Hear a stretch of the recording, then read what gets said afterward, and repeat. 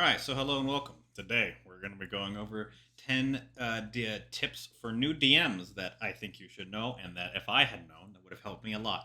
And also, yes, this is at my actual face, so you know my face now. So without further ado, let's get into it. And by number 10, I mean number 11 because we're doing it like this. So number 11 with a little asterisk, right? Playing D&D. Your training is your DMing, okay? Basically, when you play D&D as a DM, you get better by playing the game. Can you imagine? The more you DM, the better you get. DM, so D&D is not a drama simulator. Unfortunately, you are not Critical Role and you are not an actor, okay? Be this actor, but an actor, you are not, okay? You are there to play a game. Do not try to emulate Critical Role and you will go a lot further, trust me. Play D&D and have fun, okay? That's kind of the reason you play D&D. Keep all these things in mind, okay? Now let's actually start the list. And number 10, you are not a player. As a DM, you are the leader. More is expected of you, okay? You are the final decision maker on all rules and player interactions, okay? So if something comes up in between players and you need to make a call, you are that person, okay? If you need to make a rule calling, you're the person that's going to make that rule calling, okay? It's all up to you. The most important thing here is scheduling. Scheduling is up to you and only you, okay? If 4 of your 5 players show up, play the damn game. Tell the players your minimum player requirement to play, okay? If you say I will play with 2 out of 5 people, let the players know that and say we're gonna play with 2 of 5 people if it comes to it, okay? Do not let one person say I'm not gonna be there and cancel the whole thing. This is how almost 95% of D&D games or campaigns end, is because people don't show up. Okay, they stop. One person stops. That's it. Then it trickles down from there, and people just it's just what happens. I've had it to me personally. We've had games where I started with 4 players, and then it came down to 1 player. And then I was like, okay, well that's it because it's just the way it happens. So always play if you have numbers. Don't wait on one person. Okay. One other thing here.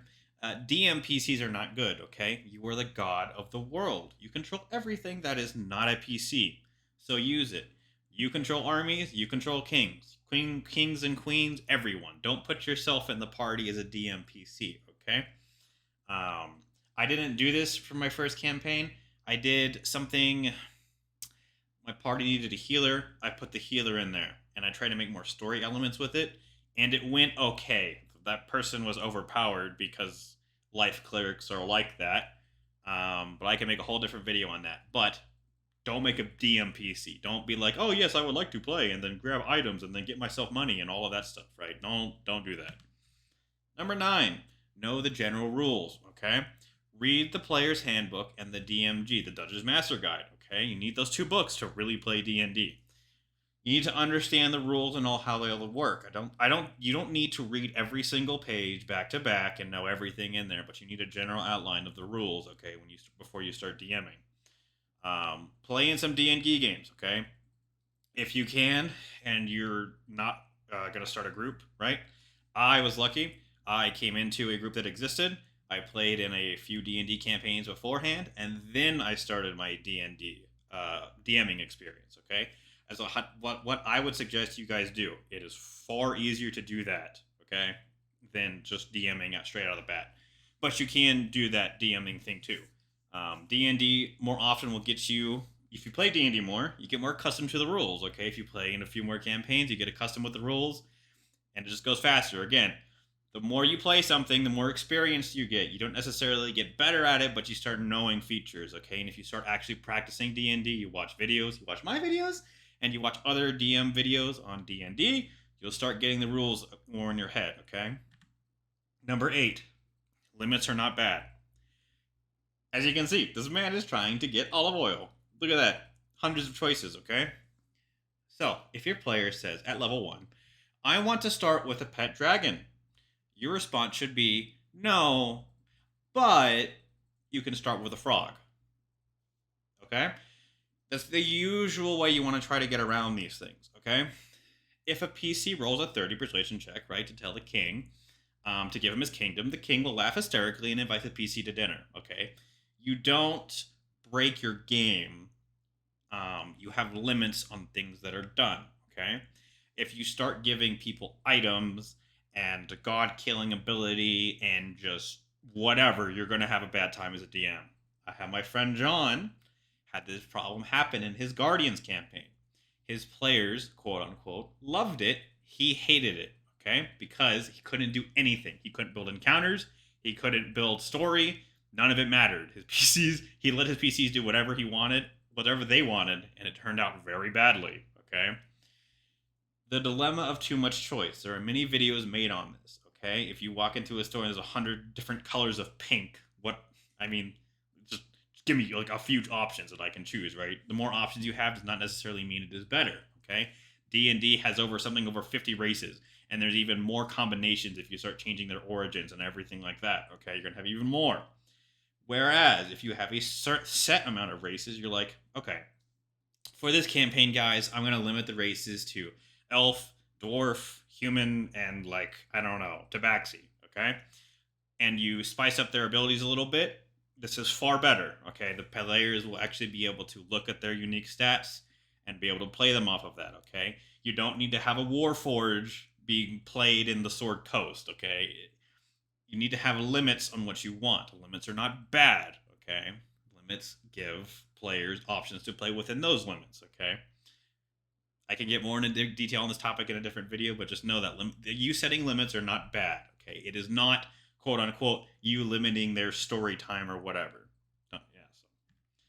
Number 7, homebrew requires a lot. Books don't, okay? I would recommend, for you personally, if this is your first time you're going to DM anything, you start with a book, okay?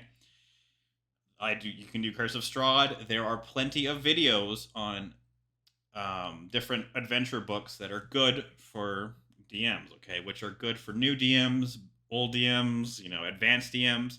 Books give you an ability to look at them and be able to plan out your story very easily because it was all connected and you can read it back to front, okay? I learned this out the hard way, okay? Running a book is a lot easier than doing a homebrew from scratch unless you experiment with the D&D story elements and see what works, okay?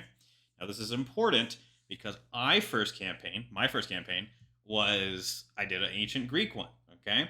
I didn't run a book. I will tell you that after that Greek campaign, I ran Curse of Strahd.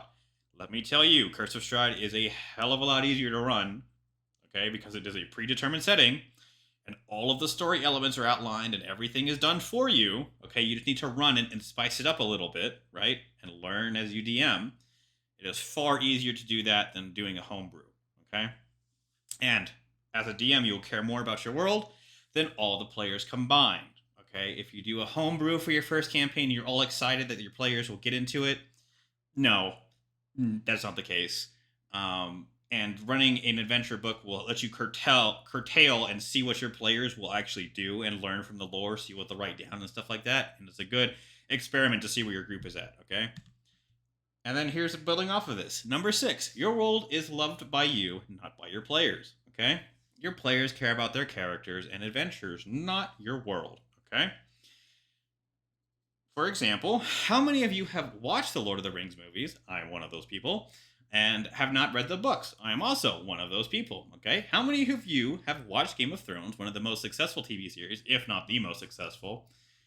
Remember, money-wise, not lore. But how many of you have watched Game of Thrones but not read the books?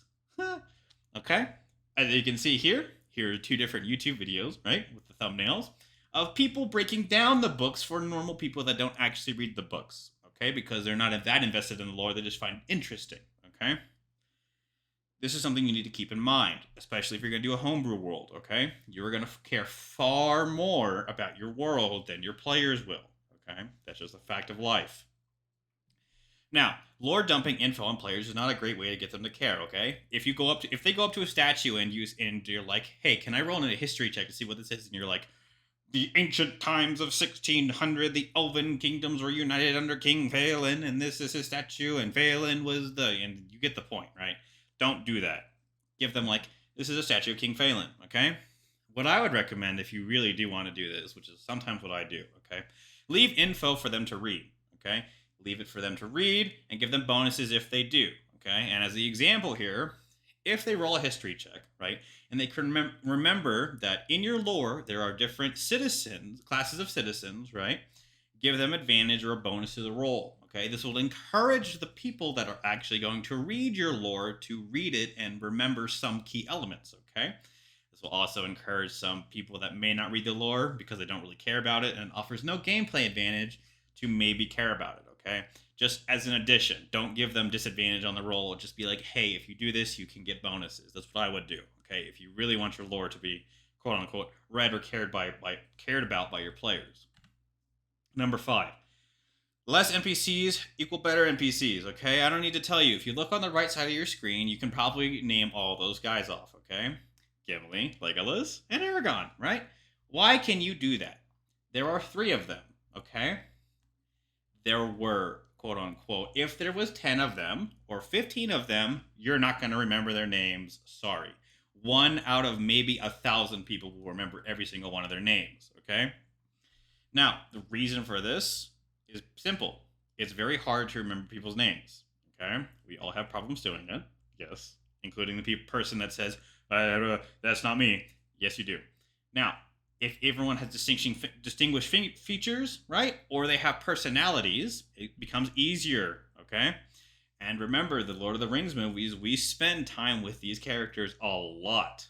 Okay, nobody can remember the blacksmith they talked to once, or the guy in the tower they talked to once. It's not happening, right?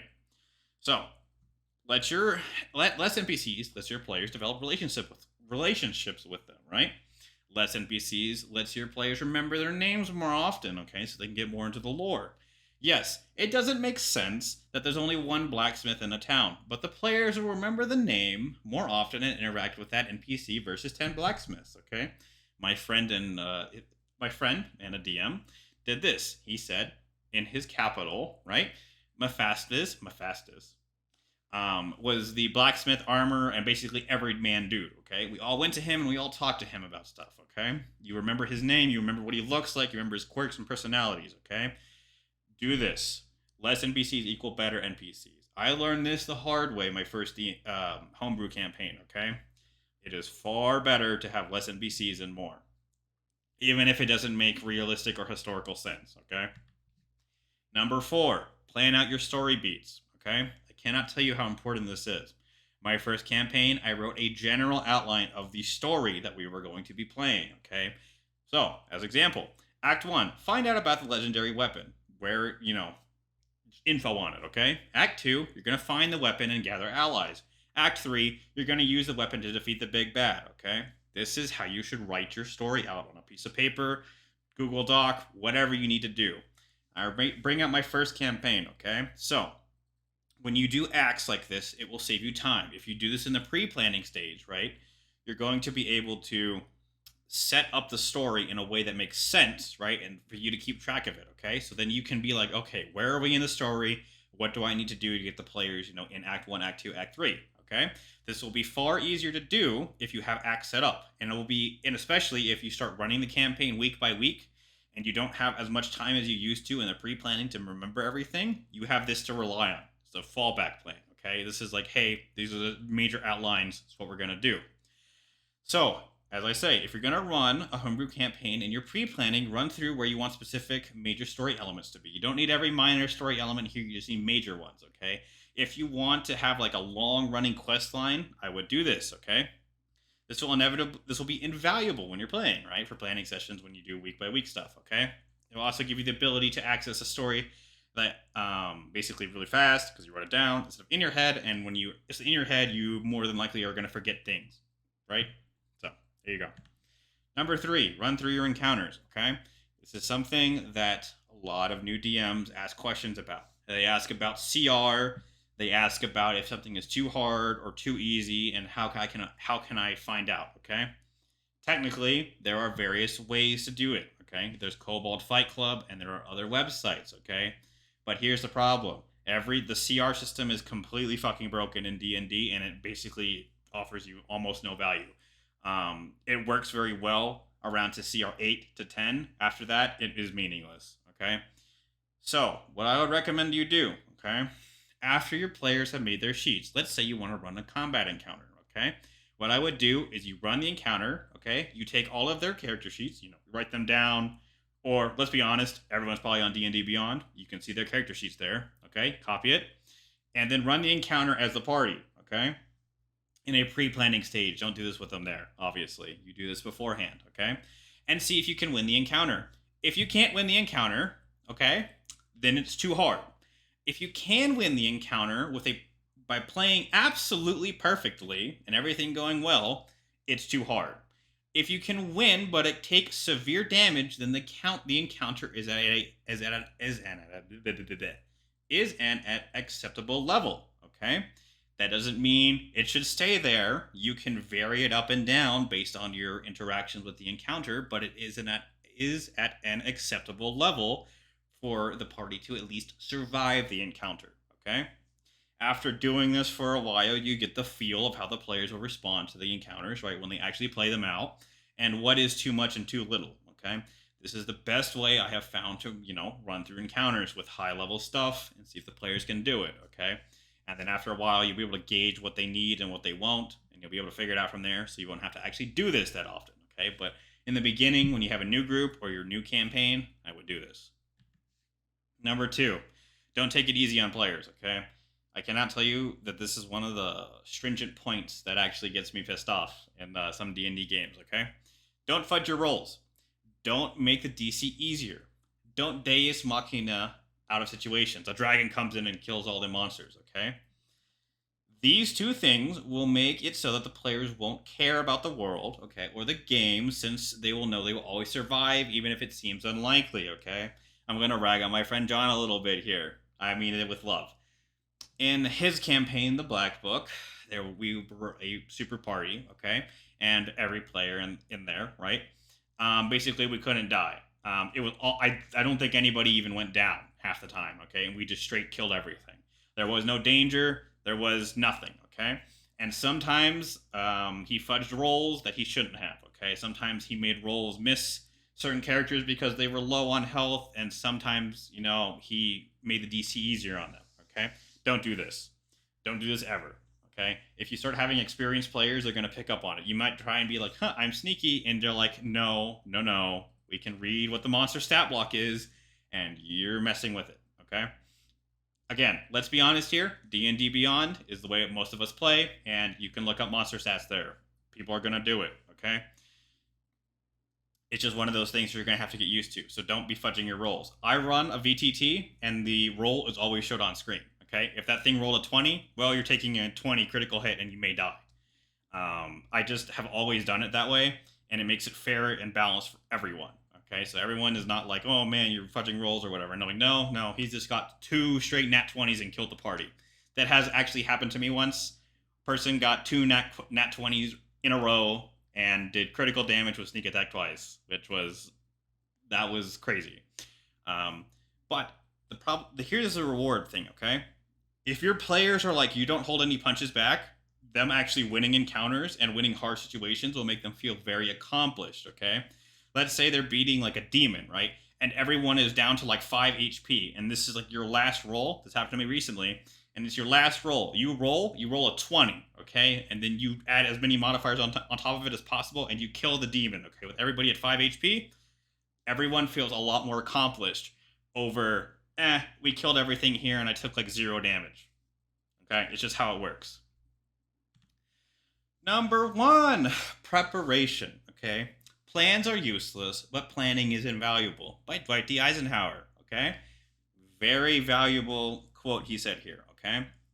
Your plans you will always fall to your preparation, okay? So let's say something is thrown out of whack. Let's say you were planning the session like 2 days beforehand, and let's say you get called to work or something and you didn't have any time to plan, okay? You're going to fall back on your preparation.